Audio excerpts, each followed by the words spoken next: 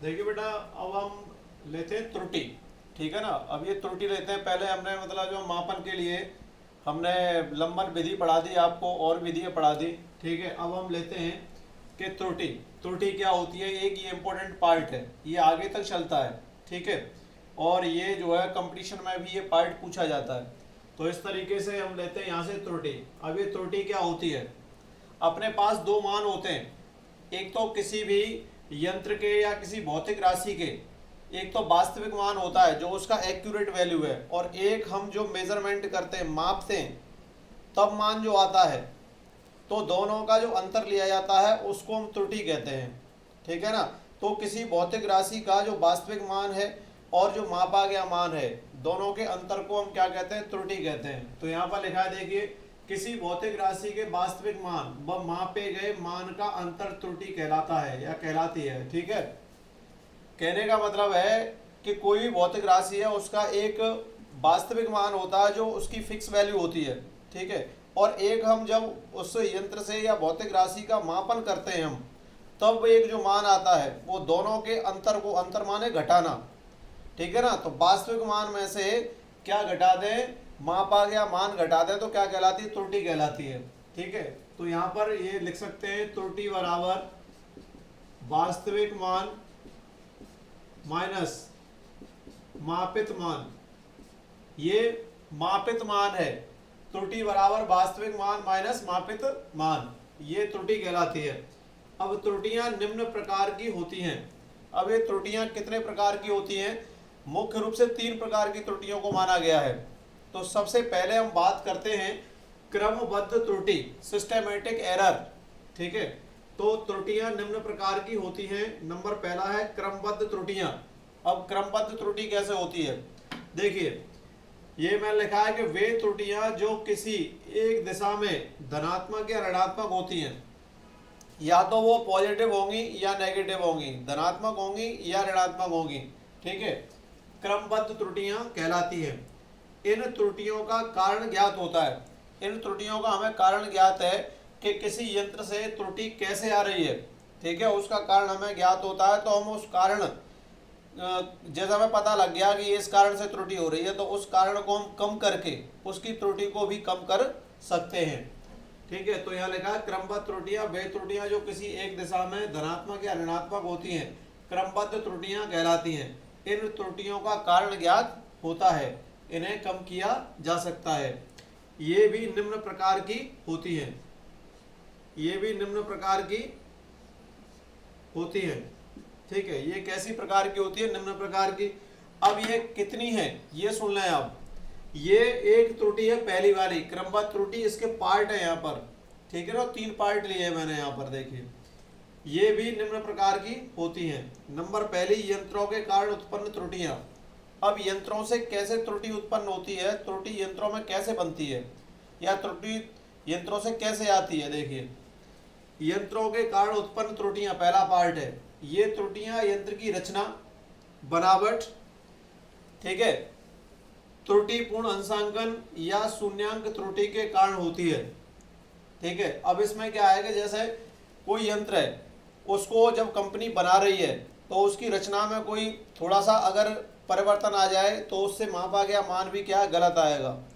बनावट उसकी हो, तो बनावट में कोई भी अगर कंपनी बनाते समय उसको थोड़ा सा भी अंतर, अगर हल्का सा भी अंतर आ जाए उसमें बनाते समय, तो त्रुटि आ जाएगी। त्रुटि का अंशांकन, अंशांकन मतलब है कि उसको मापते समय हम जो मान ले रहे हैं उसमें कैलिब्रेशन कैसा आ रहा है उसका।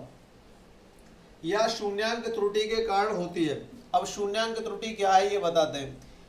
एक वर्नियर पैमाना होता है, वर्नियर कैलिपर्स होता है, वर्नियर कैलिपर्स एक यंत्र होता है। तो सबसे बड़ा, जैसे हम किलोमीटर में दूरी को माप लेते हैं, फिर मीटर पैमाना आता है, फिर सेंटीमीटर आता है, फिर मिलीमीटर आता है। तो मिलीमीटर से छोटी जो दूरी मापी जाती है वो वर्नियर कैलिपर्स में मापी जाती है। जो फ्रांस का वैज्ञानिक था पियरे बनियर, तो पियरे बनियर ने उसका आविष्कार किया था। तो फ्रांस का जो वैज्ञानिक था पियरे बनियर, उसने वर्नियर कैलिपर्स बनाया। तो वर्नियर कैलिपर्स से हम जो त्रुटियां मापते हैं, वो जो कोई भी मतलब जो अगर माप लेते हैं, तो उसमें 2 पैमाने होते हैं वर्नियर कैलिपर्स में। वर्नियर कैलिपर्स में दो पैमाने कौन कौन से होते हैं? एक तो वर्नियर पैमाना होता है, एक मुख्य पैमाना होता है। अब मुख्य पैमाने के ऊपर वर्नियर पैमाना आगे पीछे खिसकता है, तो दोनों पैमानों में जीरो होते हैं, ठीक है। एक तो मुख्य पैमाने का जीरो और एक वर्नियर पैमाने का जीरो। अगर दोनों एक सीध में नहीं है तो त्रुटि आ सकती है। इसलिए वर्नियर पैमाना और मुख्य पैमाने दोनों के जो शून्य हैं वो एक सीध में करने होते हैं। तो अगर दोनों एक सीध में हो जाएंगे तो त्रुटि नहीं आएगी। अगर दोनों एक सीध में नहीं है तो शून्यांक त्रुटि आएगी। और शून्यांक त्रुटि दो प्रकार की होती है, धनात्मक या ऋणात्मक। तो मैंने यहाँ लिखा यंत्रों के कारण उत्पन्न त्रुटियां। ये त्रुटियां यंत्र की रचना, बनावट, त्रुटिपूर्ण अंशांकन या शून्यांक त्रुटि के कारण उत्पन्न होती है। जैसे वर्नियर व मुख्य पैमाने के शून्य के चिन्ह एक सीध में न हो। मैंने लिखा यहाँ पर वर्नियर और मुख्य पैमाने के शून्य हैं, उनके चिन्ह जो है एक सीध में न हो। अगर दोनों एक सीध में नहीं है तो क्या होगा, यहाँ पर त्रुटि आ जाएगी। तो वर्नियर कैलिपर्स में इस प्रकार त्रुटि आती है। ऐसे ही स्क्रू गेज है, जिसको हम स्क्रू गेज या पेच मापी कह देते हैं, ठीक है। उसमें भी त्रुटि आ जाती है। उसमें भी दो पैमाने होते हैं, वर्नियर पैमाना और मुख्य पैमाना। अगर दोनों पैमानों के शून्य जीरो पर नहीं है तो उसमें भी त्रुटि आ सकती है। कहने का मतलब है दोनों पैमानों के शून्य सीध में होने चाहिए तो त्रुटि नहीं आएगी, अगर आगे पीछे है तो त्रुटि आएगी। अब तकनीकी में अपूर्णता। तकनीकी, जैसे हमने एक थर्मामीटर लिया और थर्मामीटर हम जीभ के नीचे लगाते हैं और जीभ के नीचे लगा करके हम शरीर का तापमान ले लेते हैं, ठीक है।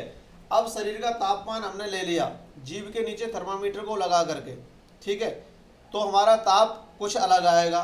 अब हमने क्या किया कि थर्मामीटर को बगल में लगा लिया और बगल में लगा करके हमने तापमान लिया, तो तापमान कुछ अलग आएगा। तो हमें कहने का मतलब है कि हमारी जो तकनीकी में अपूर्णता है, हमारी जानकारी में अपूर्णता है। हम पूरी तरीके से जानते नहीं है कि हम थर्मामीटर को कहाँ लगाएं और कैसे मतलब मेजरमेंट करें। तो दोनों जगह तापमान अलग अलग आएगा शरीर का।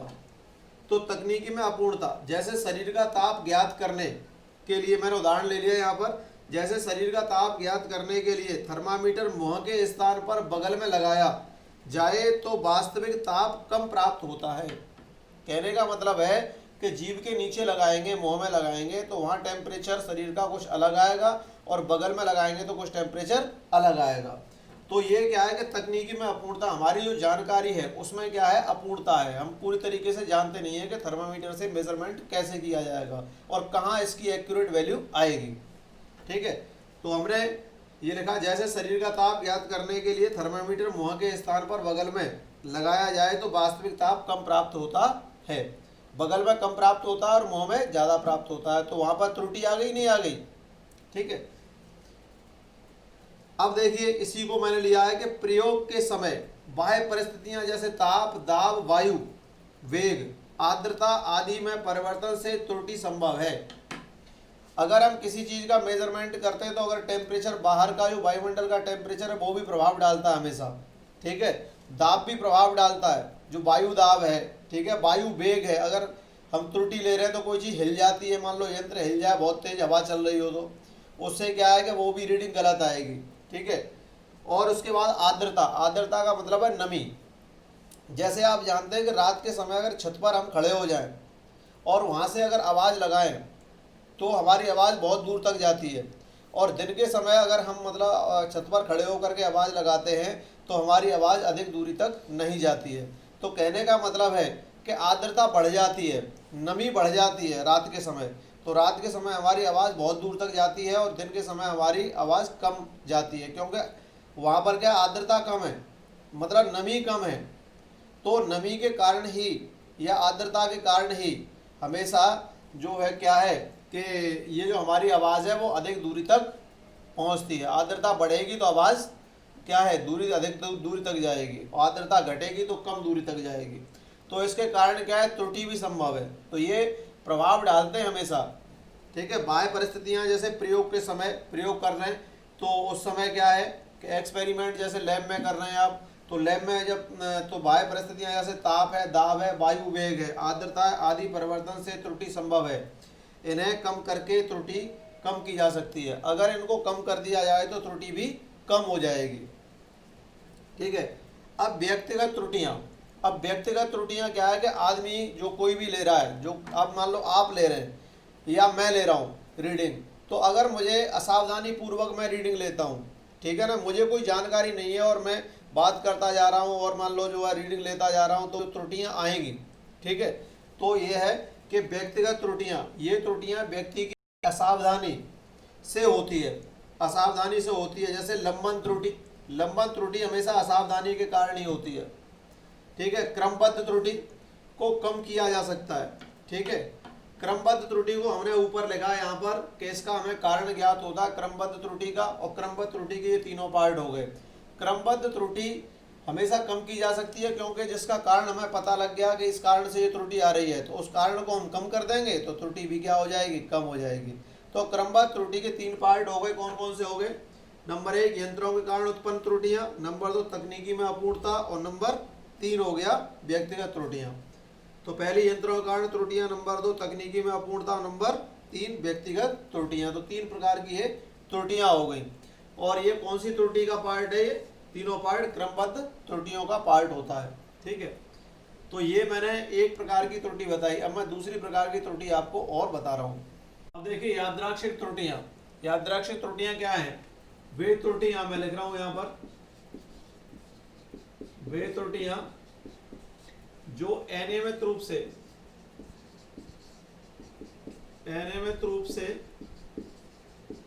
होती हैं,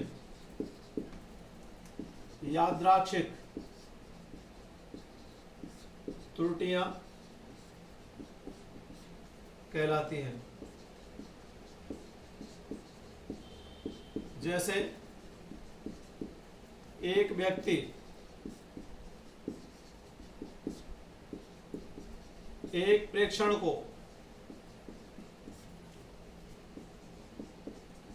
बार बार लेता है, एक प्रेक्षण को एक व्यक्ति क्या बार बार लेता है, तो उसका प्रत्येक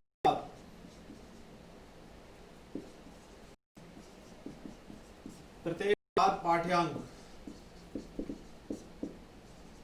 अलग